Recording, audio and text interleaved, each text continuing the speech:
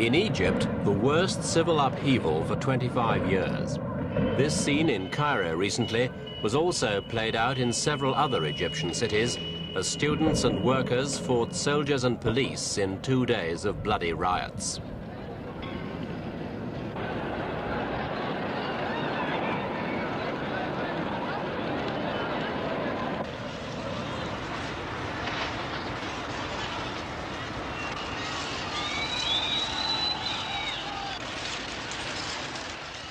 When the smoke cleared, over 70 were dead, hundreds injured, and more than 1,000 arrested. The disturbances began when the government announced its intention to cut back food and fuel subsidies, a move that would have raised the prices of some basic necessities by 50%.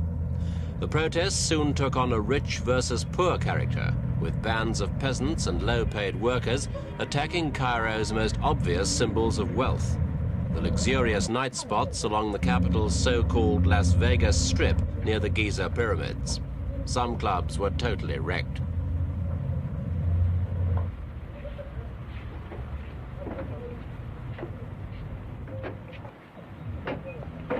The nightclubs where Arab playboys from the oil-rich Gulf dined lavishly with wine, women and song are now out of business. And among the ashes is the unmistakable message for President Sadat that life, for most of his people, is anything but a cabaret. Shaken, the president responded to the crisis by immediately rescinding the price increases. But though this calmed the situation on the streets, it weakened the government's resolve to come to grips with Egypt's fundamental economic problems. For the price increases had been among the conditions demanded by the International Monetary Fund for granting Egypt a $300 million loan. With all prospect of the loan gone, the government now has no alternative but to ask the wealthy Arab states to supply yet more money to cover Egypt's staggering debts. When President Sadat came to power over 6 years ago, he promised Egyptians a better deal, a new life in a modern state, an end to many of the old practices that stood in the way of progress and helped to keep the mass of fellahin, or peasant farmers, in a state of permanent poverty. It was a promise repeated after the sacrifices made during the 1973 war.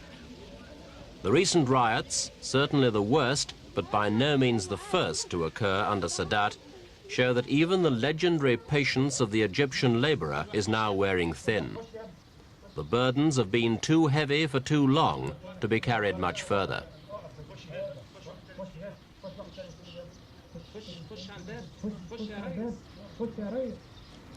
But any remedies must inevitably take account of the harsh facts of Egypt's geography. 95% of the country is infertile desert. The other 5% on each bank of the Nile has to provide for 40 million people. In the country areas, this has meant a life at subsistence level for centuries. Even today, it means little more than that.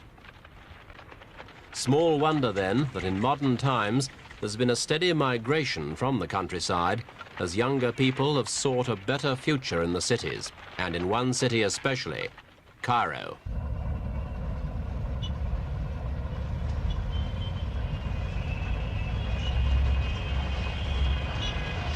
Egypt's capital is bursting at the seams and for years has lived dangerously close to the point of economic collapse. Nearly 10 million people live in the city and its suburbs. That's a quarter of the country's entire population. And it's been estimated that 100,000 newcomers arrive from the countryside every year. If they're lucky, they survive by trading in anything that's saleable. Cairo already has over 500,000 peddlers on its streets, competing in a babel of noise and confusion.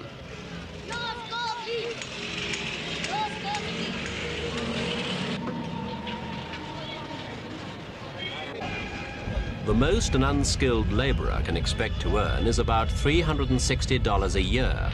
That's less than half a civil servant's pay and less than a third of a skilled industrial worker or craftsman. In actual money terms, it's twice the income of a country peasant. But here in the city, its real value is tempered by an annual inflation rate of more than 20%.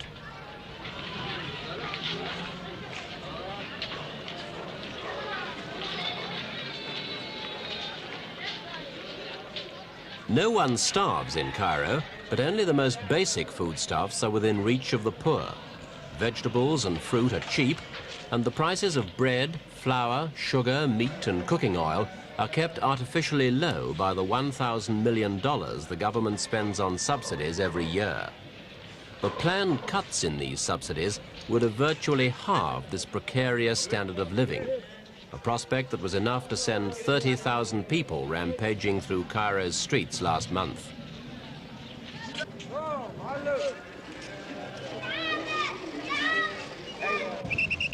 Life in Cairo is made no easier by the chronic inefficiency of many public services, which just can't cope with the pressures put upon them.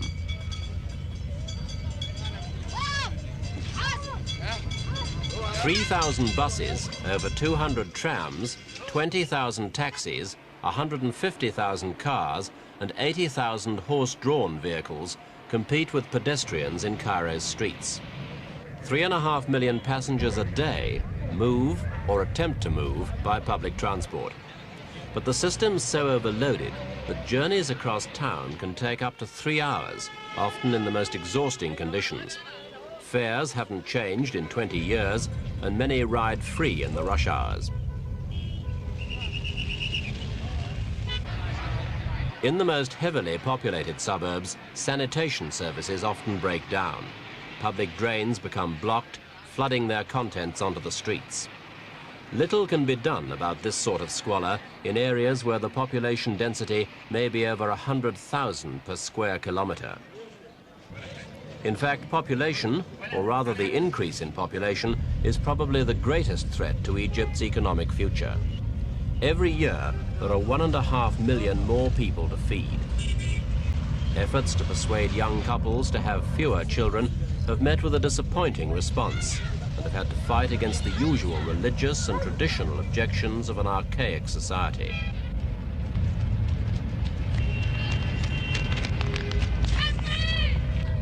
Housing is another area of desperate need.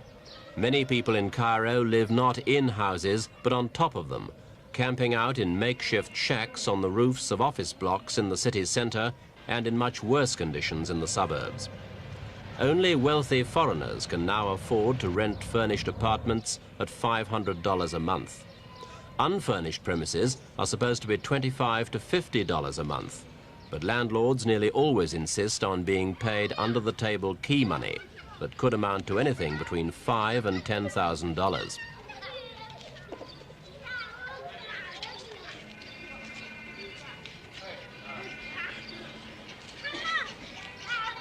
Those who can't get a roof beneath their feet usually live here, in an abandoned tomb house in Cairo's vast cemetery called the City of the Dead. At least 1 million people are estimated to be squatting here. It's become such a permanent community that the city authorities have opened 30 schools to educate the children.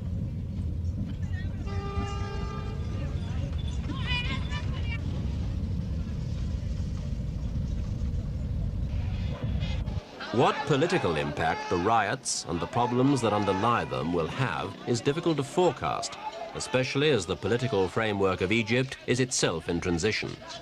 Elections held last November for a new parliament were preceded by a campaign that allowed a measure of genuinely free debate for the first time since the revolution in 1952. In all elections until last November, the only party allowed was the Arab Socialist Union.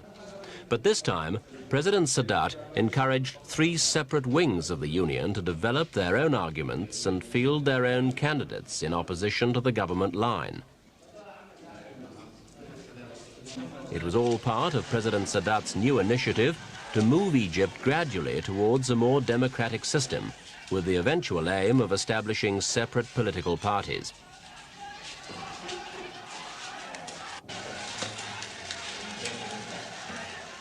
Though the president's faction won an overwhelming majority in the new assembly, his gesture met with popular approval. Some political observers saw in it a shrewd appreciation that Egypt needed some kind of political safety valve through which grievances could be channeled and tensions released. In agreeing to the system and supporting political evolution, the president was seen as protecting his own position from the possibility, however remote, of revolution.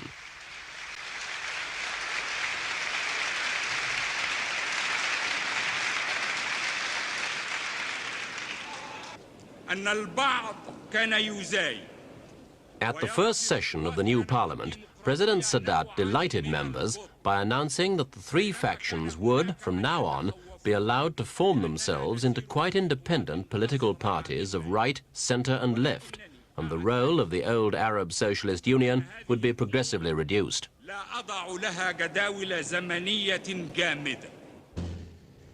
These new political developments represent yet another departure from the policies of President Nasser, whose tomb in Cairo is still a place of pilgrimage for most Egyptians.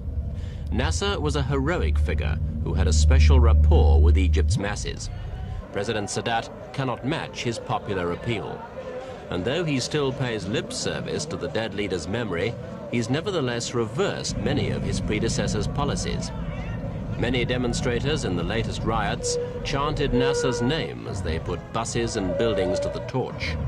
A nationalist, a socialist, the father of the revolution, Nasser was invoked as the real protector of Egypt's downtrodden and underprivileged. President Sadat's policy of economic opening, on the other hand, was seen as giving further opportunities for the moneyed classes to prosper. Certainly one aim of President Sadat's new economic policy is to allow businessmen to invest, especially foreign industrialists. Over 20 international oil companies, for example, are planning to spend $500 million in the next 8 years to see if Egypt can be brought into the big league of oil exporters. Success here could transform the country's economy.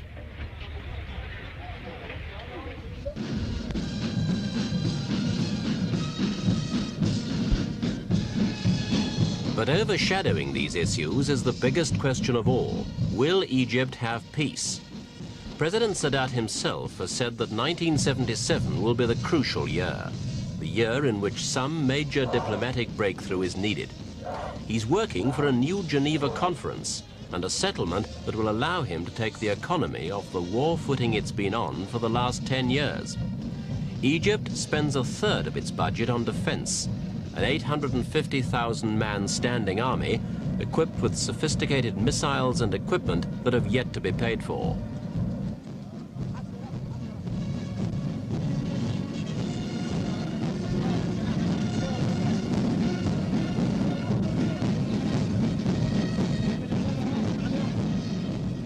Military expenditure is a heavy drain on Egypt's resources.